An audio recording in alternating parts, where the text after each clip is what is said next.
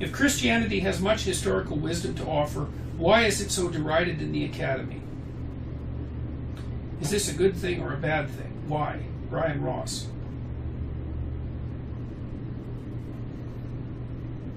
Well, I think that people generally think of Christianity as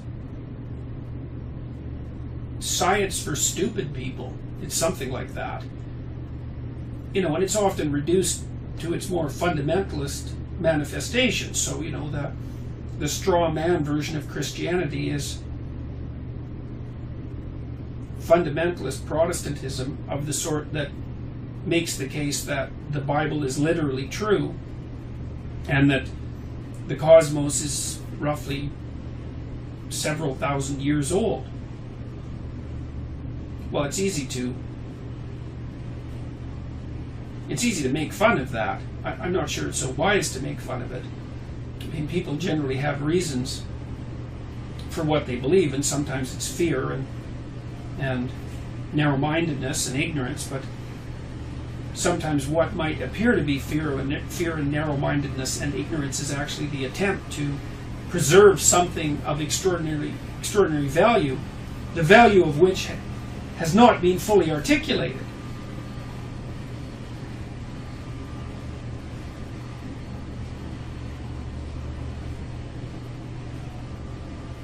I guess partly I see there's the ability for people to generate the straw man version of Christianity and then just feel intelligent by comparing their own knowledge to that.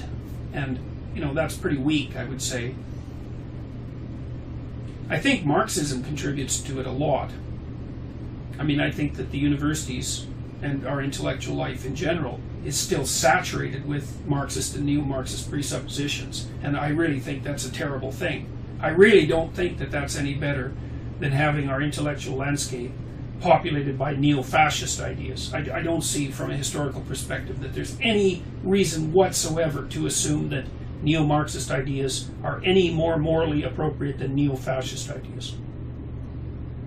And I think a lot of what drives the neo-Marxist analysis of Christianity is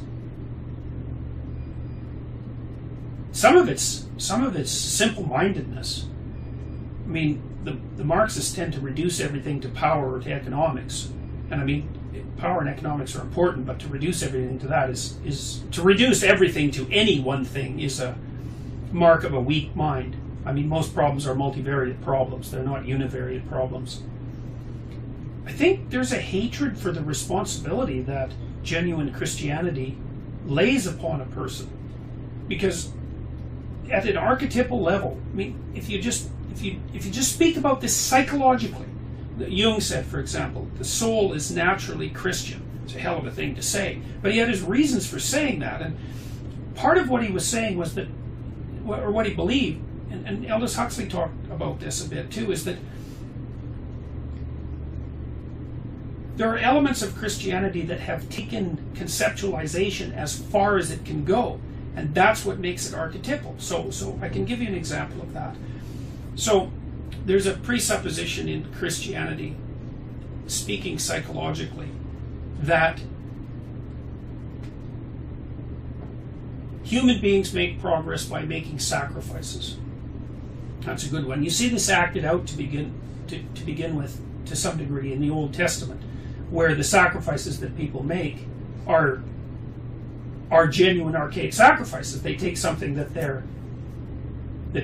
they believe has value, perhaps a prize animal, and burn it and offer it to God. And the reason that it's burned, as far as I've been able to tell, is because the archaic conception of the world was that the world was a flat disk, and on top of that disk was a bowl, and the bowl was the sky, roughly speaking, and then outside the bowl, that's where the gods existed. And I think archaic people believed that for the same reason that we feel awe when we look up in the night sky. You don't want to make the mistake that just because people didn't know some of the things we know now, that they were stupid. They looked up at the night sky or the day sky and felt awe. And part of the intuition that came along with that awe was that while they were looking at the night sky or the day sky, they're looking into the infinite. And that's allied very tightly with divinity. So there's those ideas going in the background. Well, if you burn something and offer it up to God, the smoke rises and God can detect the quality of your sacrifice. And you might think, well, that's pretty simple-minded, but it's not. It's the dramatic representation of an unbelievably profound idea. And the profound idea is that sometimes, in order to make things go properly, you have to let go of something that you deeply love or deeply want to do. And what it means to sacrifice is to let something go in the present so that the future can be better, or to let something go personally so that other people can have it better. And there's no difference between the idea of sacrifice and the discovery of the future. As soon as you discover the future, one of the things you realize is that you have to sacrifice things in the present so that the future manifests itself in a more acceptable manner. So then you think, well, that's also an amazing discovery. Here's the discovery human beings made. If we change our behavior in the present, better things could happen in the future. Well, no other animal really has ever discovered that. Okay, so that's very tightly linked into the idea of sacrifice. And so you might say, well, you have to sacrifice something of value. And so sometimes I ask my students, a lot of them are children of immigrants, what did your parents sacrifice so that you can go to university? And I mean, everyone understands that question. The students immediately tell me of, the things that their parents have done. They moved from some foreign country. They spent 18 hours a day working their fingers to the bone at a laundromat or a dry cleaner so that their children could have a richer and fuller life. They're sacrificing, and the sacrifice is based on faith, and the faith it's essentially a form of religious faith, but we don't have to get into that at the moment. But the fundamental driving idea is that the reality can be positively shaped by sacrifice. Well, that's an amazing idea.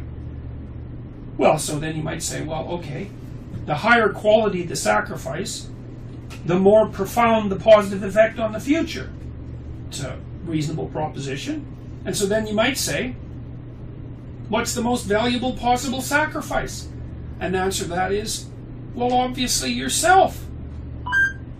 So then you could say, well, that means that the ultimate moral injunction is to sacrifice yourself in a manner that makes the future better. Well, that's the central idea of Christianity. The central idea, like the central figure, mythological figure at the core of Christianity is the person who voluntarily sacrifices themselves to the benevolent will of God. Well, if you have any sense, you're terrified of that idea, and especially if you're I would say if you're a rationalistic intellectual or a rationalizing intellectual. I mean, who the hell wants to believe that that's your moral obligation, is to sacrifice yourself for the best? Well, God, you don't know what that means. I mean, the archetypal story is it means that you end up crucified. Well, there's lots of reason to be not very happy about that idea. And then you say, well, is the fact that Christianity is derided in the academy a good thing or a bad thing? Mostly it's a terrible thing. It's not like Christianity can't use some criticism, although I think, Nietzsche, in many ways, Nietzsche took care of that for us. But mostly I think what we're doing in the academy is running as fast as we can from the responsibility of burying our culture and revivifying it. And we're using any number of appalling rationalizations and ideological maneuvers to try to not only make that acceptable personally, but to proselytize about it to others. And the more, I wouldn't say cynical, maybe I would, the more cynical part of me sometimes thinks that the universities now do students more harm than good, especially on the humanities end, because they take students at a very formative period of their life when their belief systems and their ability to identify strongly with life are already somewhat in question because they exist in a culture that's been badly fractured. And they take those kids and they expose them to ideas that are absolutely destructive.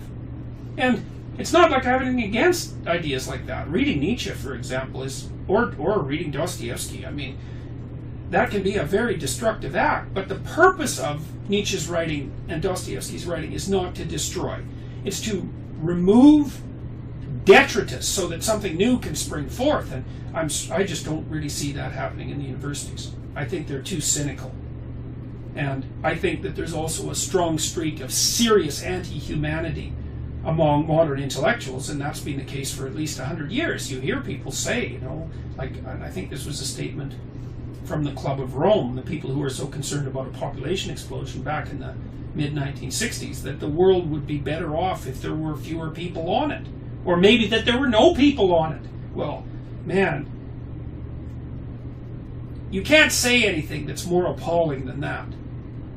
You know, if you said the planet would be better off if there were fewer black people on it, it's like, well, no one's going to put up with that. Or the planet would be better off if there were fewer European colonizers on it. Well, you might be able to get away with that a little bit more, but probably not. But as long as your sentiments extend to humanity as a whole, it's perfectly reasonable for you to say something like that. And that's the most horrific thing you could possibly say. I mean, the kids who go into high schools and shoot them up, the Columbine kids, that's certainly what they believed. The planet would be a lot better off if there were fewer people on it, and maybe we'll take a few steps in that direction.